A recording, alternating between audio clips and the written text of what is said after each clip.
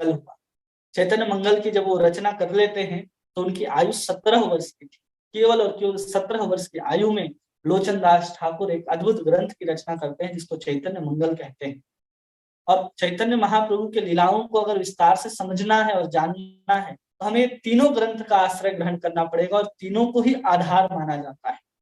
लोचन दास ठाकुर की लिखी गई चैतन्य मंगल, कृष्णदास कविराज गोस्वामी की लिखी गई चैतन्य चरितामृत और वृंदावन दास ठाकुर के द्वारा लिखी गई चैतन्य भागवत, इन तीन ग्रंथ को ही हम लोग चैतन्य महाप्रभु के लीलाओं और उनके वक्तव्यों का, उनके संदेशों का आधार के रूप में हम लोग स्वीकार करते हैं।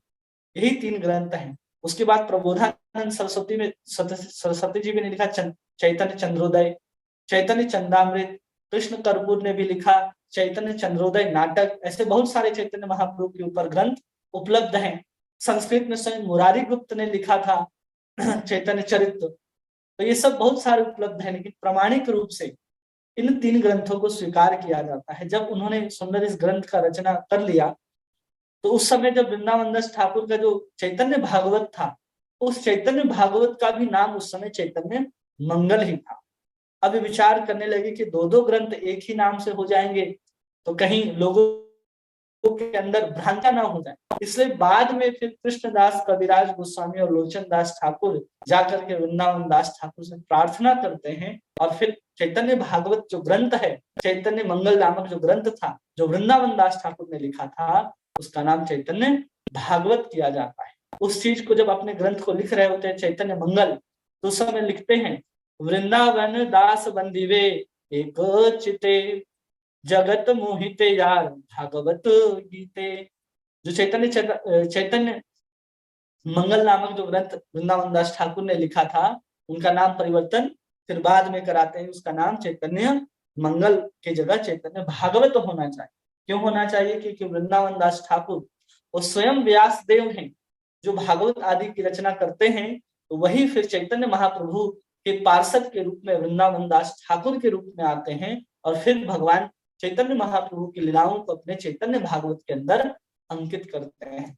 तो ऐसे प्रार्थना करते हुए नरहरि सरकार ठाकुर से सुंदर ग्रंथ की रचना कर लेते हैं चैतन्य मंगल नामक। और उस समय जब पता चलता है आमेदपुर के रहने वाले उनके ससुराल वालों को, ये तो अब भक्त हो रहा है, संसार से विरक्ति आ रही है, अब ये हमारा सुनने वाला नहीं है, इसका हमने अपनी पुत्री का विवाह इसके साथ कराया है, अब हमारी पुत्री का क्या होगा, ये सोच करके उनके ससुराल वाले नरहरि सरकार के पास पहुंचते हैं, उनसे विनती करते हैं कि इनका विवाह बचपन में ही हो गया है, आप इनको आज्ञा दे कि गृहस्थ आश्रम में प्रवेश करें। अब ये बात जैसे ही नरहरि सरकार सुनते हैं, नरहरि सरकार आदेश देते हैं कि तुम्हारा विवाह हो चुका है, तुम जाओ अपने वैवाहिक कर्तव्यों को पूरा करो। अब वहां पर न चाहते हुए भी गुरु के आदेशों की आज्ञा हो गई, इसलिए न चाहते हुए भी रोते हुए लोचन दास ठाकुर बोलते हैं कि चलो हम आते हैं। और कुछ दिन के बाद वो जब ससुराल अपने जा रहे होते हैं, आमेदपुर पहुंचते हैं, उसको काकट्टू नामक ग्राम में, वहां जैसे ही पहुंचते हैं तो वहां एक बहुत सारे माताओं का झुंड होता है, वहां पर कुआं के ऊपर पानी भर रही होते हैं सब। वहीं जाकर के वहां माता लोगों को माता शब्द से संबोधित करते हुए कहते हैं, माता बताइए कि इनका घर कहाँ पर है। अब वहां पर वो पूछ करके पता अपने ससुराल में पहुंचते हैं।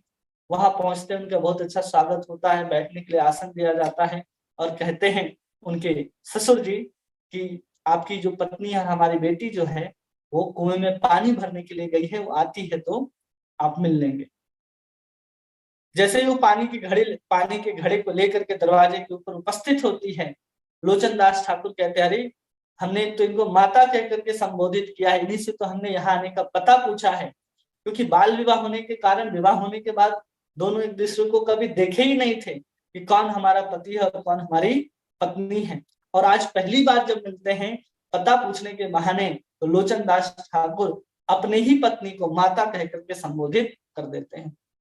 अब उन्होंने जब माता कह करके उनको संबोधित कर दिया, तो चाह करके भी उसको पत्नी के रूप में स्वीकार नहीं कर पाते। एक बार जो शब्द कह दिया गया, इतने भाव के साथ, इतना भाव हुआ करता था शब्द में लोचन दास ठाकुर की, एक बार जो उन्होंने कह दिया, फिर उनको मुड़ करके दोबारा पत्नी के रूप में देखा ही नहीं। जबकि उनकी पत्नी थी, उस पत्नी को उन्होंने माँ के रूप में कह दिया।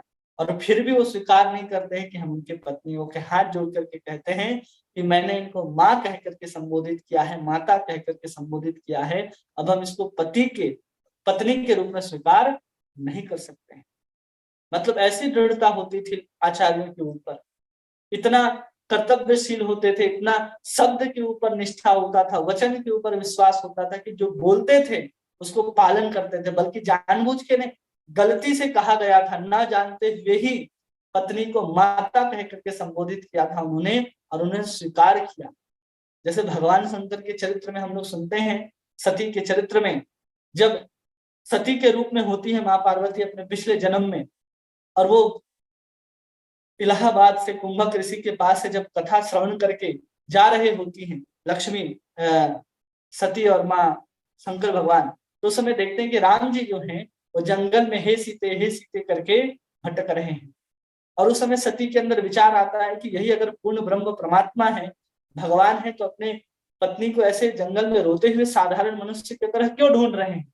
उनके मन में अश्रद्धा हो जाती है, विश्वास खत्म हो जाता है कि यही भगवान जो है, रामचंद्र जो है वो पूर्ण भगवान है। जब परीक्षा लेने के लिए चली जाती है माता सती, और वो सीता का रूप धारण कर लेती है वहां पर, एक बार सीता का रूप धारण करने के बाद पुनः पहुंचती है भगवान शंकर के पास, और भगवान शंकर कहते हैं कि अब सामने मत बैठो, बगल में बाएं तरफ मत बैठो और सामने बैठो। भगवान शंकर माता सती को अपने सामने बिठाते हैं, पूछते हैं क्या किया तुमने। तो माता सती जो है झूठ बोल देती है कि कछु न परीक्षा लीन ही गोसाई, क्या की फिर वहां जाकर तो प्रणाम किन्हीं तुमरे नाई, जैसे आपने प्रणाम किया था हम भी वैसे ही प्रणाम करके आ गए। अब आशुतोष भगवान भूत भावन, भगवान शंकर सब कुछ जानने वाले, वो नेत्र को बंद करते हैं और देखते हैं माता सती ने हमारी माँ सीता का रूप धारण किया था। एक बार वो सीता का रूप धारण करके हमारे बगल में पत्नी के रूप में बैठना चाहे तो ये संभव नहीं है। मैं अपने माँ के साथ ऐसा नहीं कर सकता है। उसी क्षण त्याग कर देते हैं सती का, और फिर वही सती जो आगे जा करके यज्ञ में अपने शरीर को खत्म करती है, और फिर दूसरा शरीर धारण करके जब पार्वती के रूप में हिमालय और नैना के गर्भ से जन्म लेते हैं, तब भगवान शंकर उनको स्वीकार करते हैं। तो एक बार गलती हुई तो कैसे बड़े बड़े जो महापुरुष होते हैं अपने चरित्र से हमको सिखाते हैं कि एक बार गलती हो जाए तो उसको समझो। लेकिन आज हम लोग ऐसी दृष्टि पे नहीं है।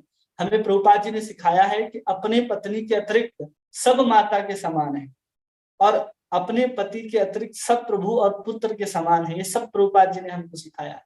लेकिन हम आज के समय में किसी को माता भी कह देते हैं तो भी हमारे मन के अंदर, हमारे हृदय के अंदर उनके प्रति काम वासना, काम भाव जग जाता है।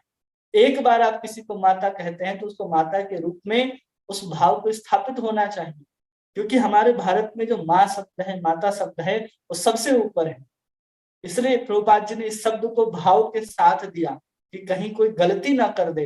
कोई किसी को माता कह करके संबोधित कर रहा है, कोई ब्रह्मचारी भी हो, कोई गृहस्थ भी हो, तो भी किसी पर स्त्री को उसे माता शब्द कह करके ही संबोधित करना है, जिससे कभी भी उसके अंदर काम वासना न जगे। और उसी समय लोचन दास ठाकुर ने कह दिया कि अब ये संभव नहीं है।